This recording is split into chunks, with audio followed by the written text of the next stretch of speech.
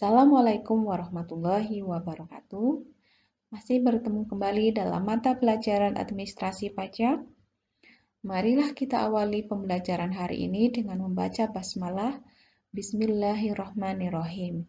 Dan kita bersama-sama berdoa memohon kepada Allah yang Maha Esa, yang Maha Kuasa, semoga apa yang kita pelajari hari ini membawa manfaat untuk kita semua. Dan kita berdoa juga supaya pandemi ini cepat berakhir dan dapat melakukan aktivitas di sekolah seperti sedia kala. Hari ini kita akan belajar tentang NPWP dan NPPKP. Ya, agar kita lebih fresh sebelum pembelajaran, ayo kita bersenang-senang dulu. Ya, sekali-kali kita juga butuh namanya hiburan.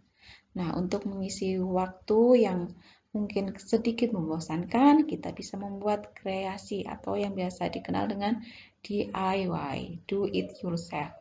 Nah, silahkan kalian bisa mencoba membuat kaktus dari batu seperti contoh pada gambar dengan cara-cara seperti berikut.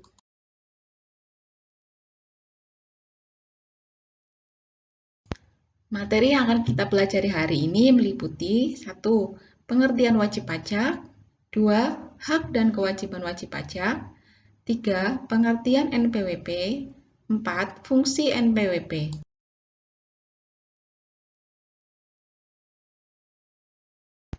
Apa itu wajib pajak?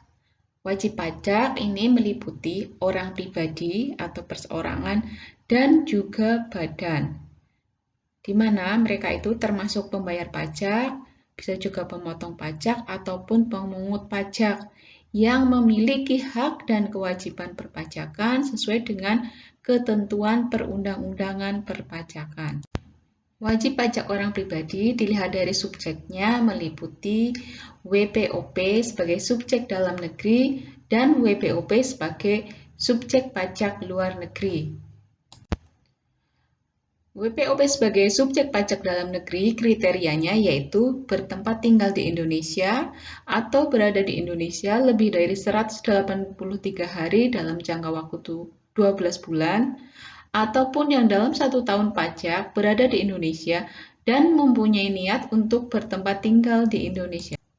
Sedangkan WPOP sebagai subjek pajak luar negeri kriterianya yaitu orang yang tidak tinggal di Indonesia ataupun tidak tinggal di Indonesia lebih dari 183 hari dalam waktu 12 bulan tapi menjalankan usaha atau melakukan kegiatan BUT di Indonesia. Kriteria yang kedua, orang yang tidak tinggal di Indonesia ataupun tidak tinggal di Indonesia lebih dari 183 hari dalam jangka waktu 12 bulan yang mendapatkan penghasilan dari Indonesia bukan dari menjalankan usaha atau kegiatan bentuk usaha tetap. WPOP berdasarkan penghasilannya dibagi menjadi 3, yaitu wajib pajak orang pribadi yang mempunyai penghasilan dari usaha. Contohnya, yang mempunyai usaha konveksi, toko onderdil mobil, bengkel, dan lain-lain.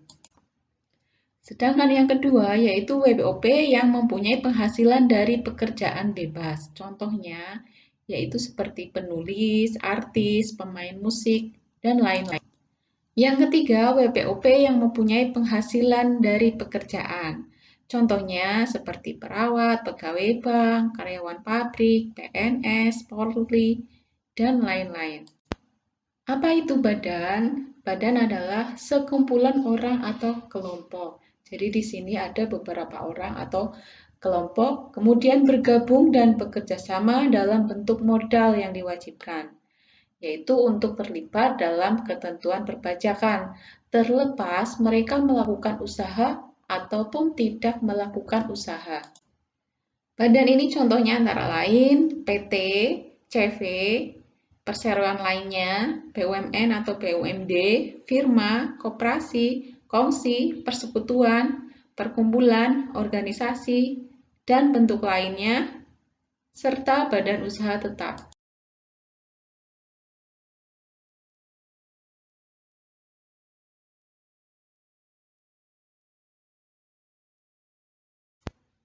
Hak-hak wajib pajak. Yang pertama, dalam hal wajib pajak dilakukan pemeriksaan, kita boleh meminta identitas pemeriksa ataupun surat perintah pemeriksaan.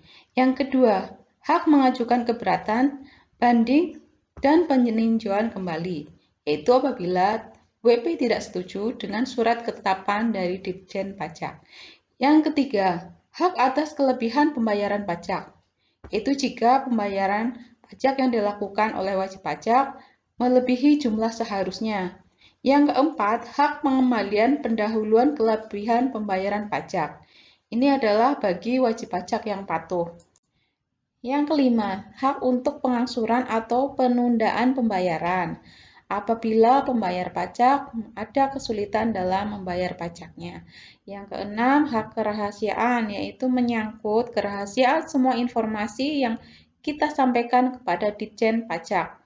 Yang ketujuh, hak pengurangan pajak bumi dan bangunan. Apabila adanya kerusakan pada bumi dan bangunan karena bencana alam. Yang kedelapan, hak penundaan pelaporan SPT tahunan jika ada kondisi tertentu.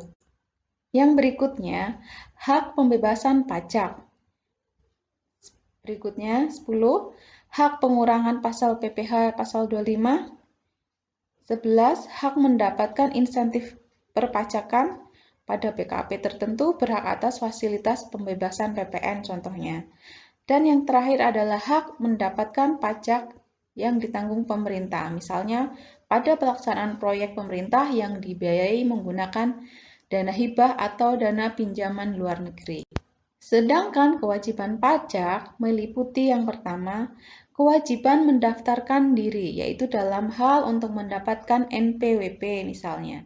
Yang kedua, kewajiban memberi data, yaitu saat Ditjen Pajak membutuhkan informasi dari wajib pajak, kita wajib memberikan data yang dibutuhkan. Yang ketiga, kewajiban pembayaran, pelaporan, pemungutan, ataupun pemotongan pajak. Dan yang terakhir adalah kewajiban pemeriksaan. Contohnya, wajib memenuhi panggilan untuk pemeriksaan ataupun memberikan izin untuk ruangan atau tempat yang diperlukan. Dan juga memberikan keterangan jika memang dibutuhkan.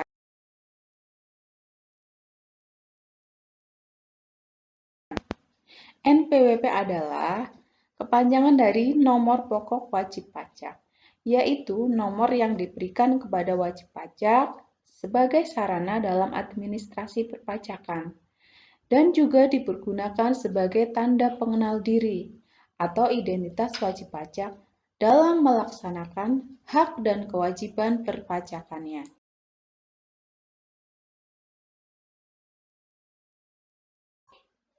Berikut fungsi NPWP.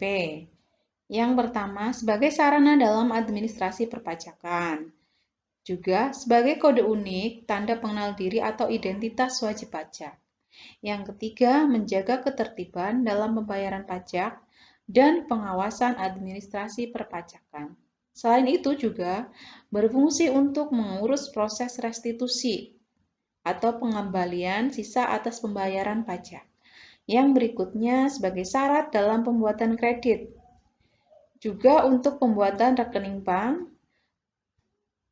dan juga syarat dalam membeli produk investasi. Selain itu juga sebagai syarat dalam mengikuti lelang yang diselenggarakan oleh pemerintah.